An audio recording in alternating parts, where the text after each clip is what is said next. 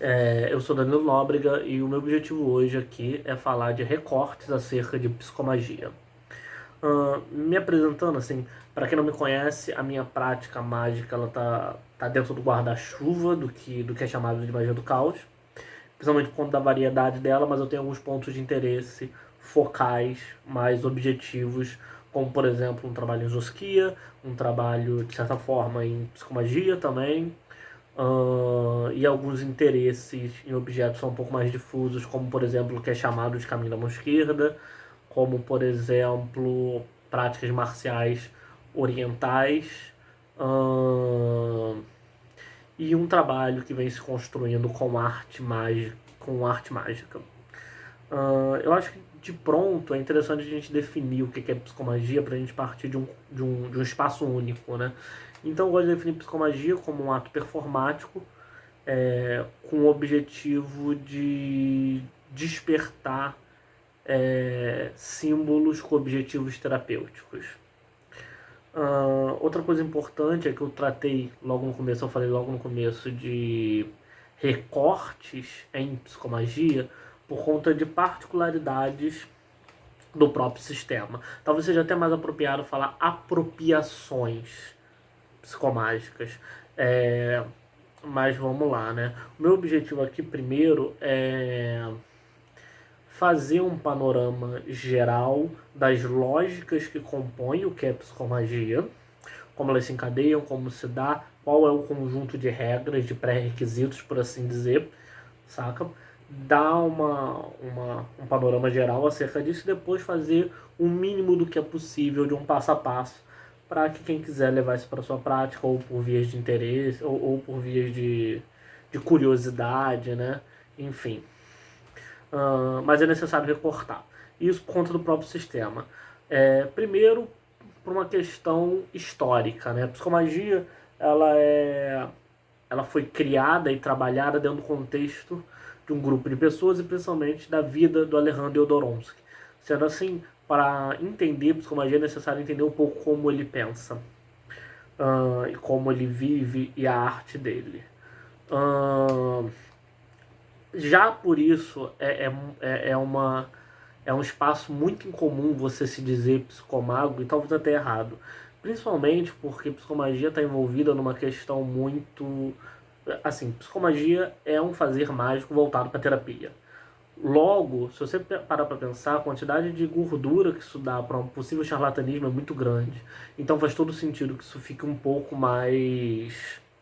Que tentem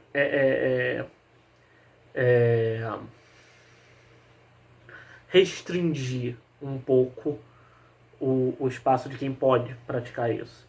Por isso que eu acho que a apropriação, trazer para si a figura de um suposto psicomago é um pouco de uma bobagem. Para além disso, ainda tem um outro fator muito importante, que é do seu criador. O Alejandro Jodorowsky, ele é, primeiramente, né, um cineasta, quadrinista, relevante teatrólogo, um artista circense, né, sem metáfora nenhuma, mas que ele possui uma série de características que são que, deve, que faz com que nós tenhamos que ter um certo afastamento. Claro que é necessário afastamento de qualquer figura, mas principalmente de uma figura que é tratada como um guru, isso fica, e ele é um pouco tratado assim, isso fica mais sublinhado. O que acontece? De primeiro, o Jodorowsky ele é um polemista no sentido mais óbvio da palavra. Então, ele fala coisas com o objetivo de causar, de espantar, e muitas vezes ele cria anedotas contraditórias acerca da própria vida, de uma forma até um pouco mitomaníaca. E existe uma passagem na vida dele que é muito dúbia, que é um caso envolvendo um suposto abuso da atriz Maria Lorenzo em El Topo. Só que isso é um caso muito dúbio. Então eu não vou me estender aqui, mas fica o disclaimer para vocês procurarem mais caso tenham interesse. Vocês vão ver que é um caso complicado porque não tem outras alegações que não as dele própria, as dele próprio. Enfim. Mas vamos lá, para que isso serve, né? Vamos avançar. O objetivo, mediante todos esses poréns, né? Por que tratar de psicomagia? Eu acho que, de certa forma, existe um tipo de... Por que ela é útil, né? Existe um tipo de negligência, talvez de arrogância, por parte de nós que praticamos magia, né? Muitas vezes. Essa arrogância se dá na figura dali da que a galera costuma brincar do Patolino, né? Do mago, né? Que é um mago da qual o mundo se dobra à sua vontade pura e simplesmente, ele resolve tudo no estalar de dedos, e esse é um mago que não existe no mundo dos fatos. Porque no mundo dos fatos, todos nós, ao longo da vida, passamos por uma série de fatores que criam bloqueios, inseguranças, áreas recalcadas, nubladas, problemas. Isso é natural e isso é... E trazer isso para a magia eu acho muito importante, porque assim, isso vai se refletir integralmente em como você vive a sua vida. E magia é forma de expressão da sua vida. Logo, as coisas não são só intercambiáveis, como elas são imanentes, sabe? Dentro do seu fazer. E psicomagia, ela é uma possibilidade, ela dá um conteúdo mágico para dentro de um objetivo terapêutico. Evidentemente, eu não estou falando aqui que uma coisa substitui a outra no sentido de psicomagia. Um ato psicomágico necessariamente vai substituir uma terapia. Mas eu acho que a psicomagia é muito interessante para trazer a figura do caminho a ser trilhado, do fazer mágico desdobrado no tempo em que você tem que se expandir, se tratar e se criar. Então, enfim, é mais ou menos isso. Mas vamos lá. Eu acho legal a gente trazer alguns exemplos de imediato, para vocês entenderem um pouco o que é materialmente a psicomagia, né? Então eu vou contar alguns causos. Por exemplo, o quadrinista Moebius, talvez o maior quadrinista, o maior desenhista de arte sequencial contemporâneo da França, ele trabalhou com o Jodorowsky no contexto de Duna, perdão. Ele trabalhou com o Jodorowsky no contexto de Duna. Nesse projeto, foi um projeto que o Jodorowsky recebeu carta branca para enfim, fazer o que ele quisesse. Aí ele reuniu nomes dos mais estrelados possível. Jodorowsky, Pink Floyd, Orson Welles, Salvador Dalí, enfim, a lista é longa. Num determinado momento, o Moebius ainda era muito cético. E aí ele propõe pro Jodorowsky que se ele era de fato um mago, que ele o fizesse parar de fumar. O Jodorowsky rapidamente pega, aceitando, né, a provocação, ele pega o maço de cigarro do Moebius, ele faz uma determinada coisa, ele transforma aquele objeto, ele devolve pro Moebius. O fato é que depois disso, o Moebius não fumou mais, nunca mais fumou. Um outro caso que eu acho interessante é que uma determinada pessoa se apresentou pro Jodorowsky, né, com problemas com a família. Essa família vinha de um contexto rural, né, um contexto campesino, né, e essa pessoa tinha fugido de casa cedo, mas ele não conseguia se desvincular daquela família que o trazia malefícios, né? Que ele era mau. O Jodorowsky reúne 3 abóboras no chão, fotos de cada familiar nas abóboras, e com uma marreta essa pessoa destrói essas abóboras na rua da primeira casa para onde ele fugiu ao sair, né? Da residência da família, né? Um outro caso interessante era uma pessoa que tinha muita dificuldade de expressão, de autoestima e de lidar consigo mesmo em sociedade, e o Jodorowsky dá tinta para ele e ele se pinta todo. Ele se pinta todo da forma que ele bem quer, da forma mais criativa possível, tal qual uma criança. E o Jodorowsky fala para ele sair na rua e ele passa a noite na rua dançando. Então, trazendo esses conteúdos para mostrar o quanto a psicomagia, inclusive, é estranha. Mas, em muitos aspectos, a psicomagia ela não difere tanto do que a gente entende como um ritual. A diferença é de que a psicomagia ela é um ritual muito individualizado, ela é uma pílula, praticamente. Né, dentro daquela ideia que eu já tinha falado, né? A psicomagia ela é um fazer teatral que a partir de metáforas vai tocar a pessoa e fazer uma mudança terapêutica na pessoa, né? Eu entendo a psicomagia como um tipo de terapia discordiana. Ela procura chocar a si mesmo e com isso trazer um efeito. Eu gosto da ideia da gente repensar, inclusive, a ideia do que é um sigilo, para trazer um pouco para a magia do caos. Né? Eu já fiz essa referência do ritual, mas é interessante trazer um pouco para a magia do caos. E aqui eu quero ressignificar um pouco, nem tanto ressignificar, mas enfim, tratar de uma forma diferente o que é um sigilo. O sigilo normalmente é tratado como um grafismo que guarda um objetivo.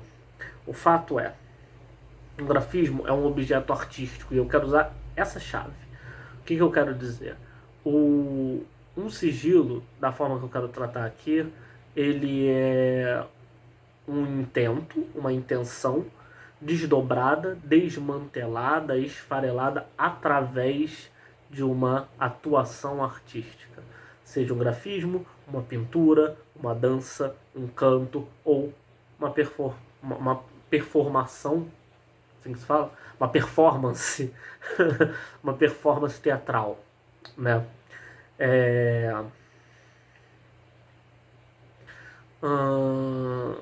Vamos lá.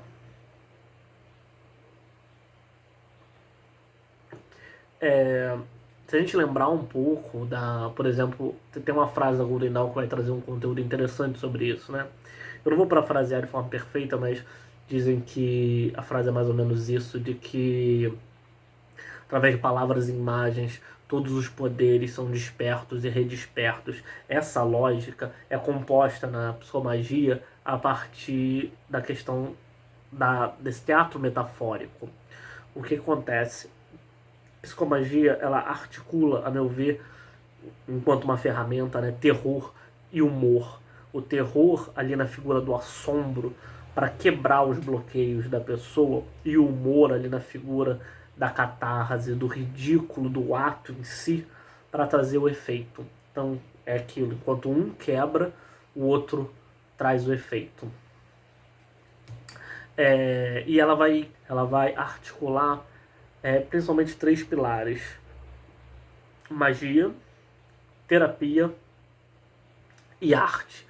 Arte principalmente na figura do teatro. E novamente vocês podem ver que a gente não está tão afastado dos nossos fazeres comuns, né? O drama, o psicodrama, né? O drama místico, ele é bem comum em muitos ambientes ocultistas. Mas o que acontece? O que é interessante aqui? Como eu disse, o Jodorowsky ele é um teatrólogo, principalmente um teatrólogo circense. Ele enxerga que o teatro é um estado meio que natural da sociedade, na medida que nós performamos alguma coisa. Mas sendo o teatro esse espaço onde você pode performar um conteúdo que às vezes está espalhado no viver humano, um drama que você pode resumir ele, um drama que é existencial, você pode reduzir ele a 2 horas, sabe? Como numa peça de Shakespeare, por exemplo. O Jodorowsky vai considerar que o teatro, né, a arte, ela é mais real que a realidade, inclusive. E aí ele vai trazer o conceito de farsa mágica ou farsa sagrada, né? Isso é interessante porque ele enxerga que esse espaço é um espaço sagrado, mas não só sagrado, como sacralizante. Na medida que quando você toma contato com essa pílula existencial, né, que você vê ali na peça, daqueles desdobramentos, aquilo vai tocar né, nessas questões existenciais que existem na sua vida de forma resumida e vai te mudar. E não só essa mudança, como tudo que vai repercutir dela é uma mudança sacralizante, na medida que o teatro sacralizou, trouxe o sagrado para um espaço da sua vida que vai se desdobrar no tempo.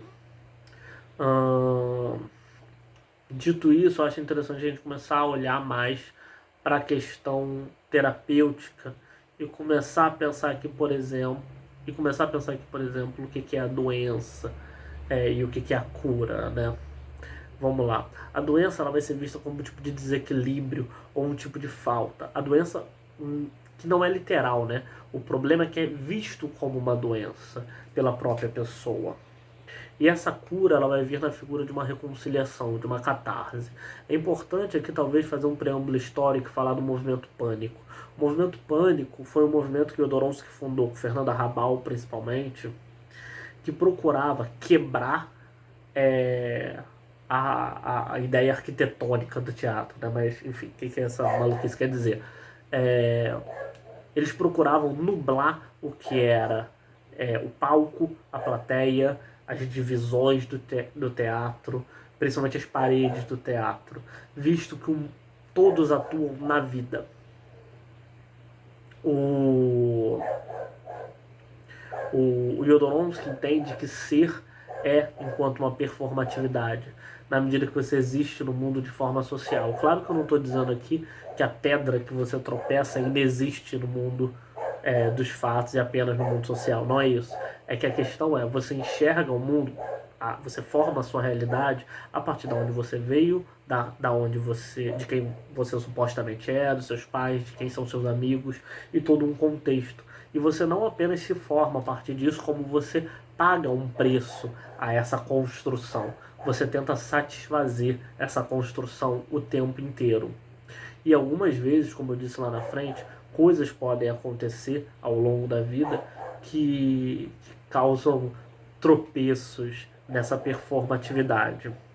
Essa performatividade do mundo. A proposta de quebrar a barreira arquitetônica do teatro é basicamente uma provocação de falar para as pessoas não atuarem quem elas têm que ser e atuarem quem elas são. Uma dicotomia, né?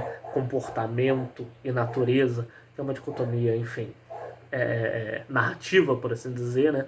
Mas que na medida que ela é imposta, ela leva a uma reflexão que gera uma questão da pessoa se autocriar. Quando ela enxerga que ela tem uma performance para o mundo, para fora, e uma performance para si. A reconciliação disso, na medida que gera a construção de si, é o que permite, inclusive, a pessoa ser mais do que ela é. A psicologia ela também vai trabalhar com uma ideia de reencantamento do mundo. O Jodorowsky tem uma frase que eu acho muito interessante, que ele diz que se nós não podemos fazer o sonho falar a linguagem da realidade, nós temos que fazer a realidade falar a linguagem do sonho. E por que ele traz isso, né? Ele quer trazer para a vida a metáfora do sonho, a correspondência do sonho, que inclusive é a mesma forma como a psicomagia vai criar seus atos. E com isso trazer potência de vida. Basicamente a ideia é que a felicidade ela é alcançada a partir do filtro da beleza nos olhos. E esse filtro da beleza não é uma negação do mundo, muito pelo contrário. É lidar com as agruras do mundo de forma bem factual. Porque você só precisa desse filtro se você reconhece as questões do mundo. Mas lidar com o mundo enquanto uma experiência artística. Para além disso, o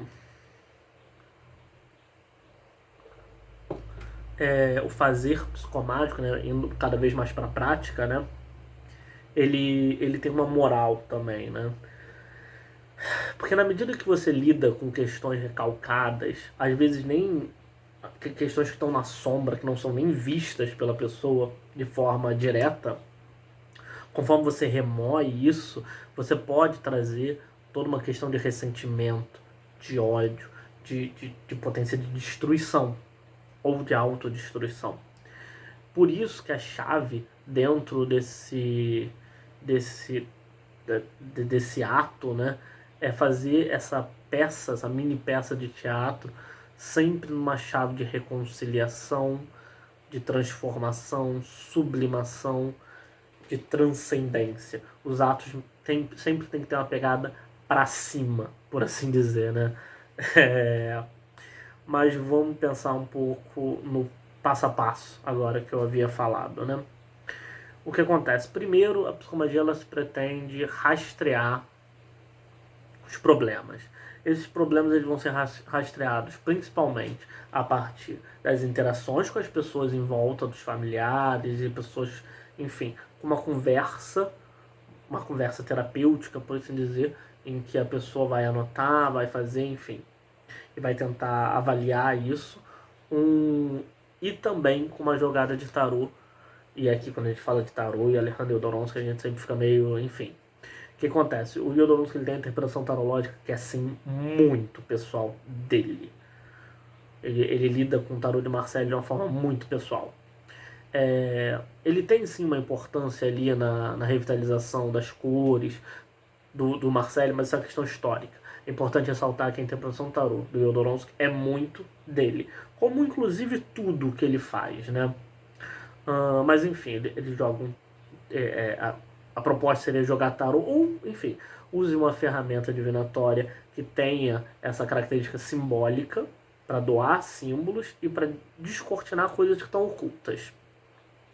E depois ele vai organizar o que ele enxerga como problemas nos 4 verbos do mago, né? Os elementos do Eliphas Levi. Ele vai tratar os verbos do mago como medicinas para o fazer, né? Que são, né? Vamos lá, saber, ousar, querer e calar. Cada um desses vai ser, ou os 4, enfim, vão ser delimitantes para o que a pessoa tem que fazer, como você vai montar esse sketch teatral, né? O que acontece, sketch mágica. O que acontece? Para doar símbolos, né? Para saber o que fazer, para além desses verbos, ele usa os símbolos do tarô e os símbolos oníricos da pessoa, conteúdo dos sonhos dela. O que tal coisa representa? E aí existe uma troca entre a pessoa que está aplicando e quem está sendo aplicado, por assim dizer. Claro que a minha proposta aqui não é exatamente essa, mas enfim. É mais você olhar para si mesmo e se apropriar dessas lógicas, seja separadas, seja juntas, enquanto ferramentas. Mas... E a partir daí você cria a metáfora que vai fundamentar a sketch mágica que você vai fazer para ter esse impacto em si mesmo. Eu acho interessante também que nós meio que revisemos aqui esses conteúdos, né? Então vamos lá. Existe uma articulação entre o assombro e a catarse, o assombro para quebrar as barreiras sociais e a catarse para trazer o efeito de um inconsciente, ou como você preferir nomear, desse algo obscuro para fora, desse de dentro para fora. Trabalhar numa chave de reconciliação entre um suposto comportamento, uma suposta natureza, com o objetivo de se autocriar e principalmente com o objetivo de se ser mais do que se é. Para além disso, existe a questão do reencantamento a partir desse holismo metafórico, né, do sonho e tal. E tudo isso composto nesse sigilo ritual, teatral, olhando sempre para um objetivo terapêutico e olhando sempre, principalmente, para um clima, para uma tônica elevada, de elevação, de satisfação. Eu acho que era isso que eu queria falar. Eu espero que tenha ficado didático. Enfim, qualquer dúvida, qualquer questão, vocês podem comentar. E todas essas coisas, né, de YouTube que eu respondo. Fora isso, eu tenho Twitter, o meu perfil é Nóbrega Danilo, @Nóbrega Danilo, né? Eu tenho um trabalho no Instagram de arte mágica também, vocês podem ir lá. Cada objeto tem suas próprias características. Que é Danilo Z Nóbrega, né? Esse no Instagram. Em breve eu pretendo colocar uns projetos aí na rua, vamos ver o que acontece. No mais, eu acho que é isso. Fica o agradecimento para quem assistiu. Quem assistiu mandou alô. É nóis. E isso aí. Abraço para pro Vitor. Eu acho que é isso. Ficamos, enfim, por aqui. Até.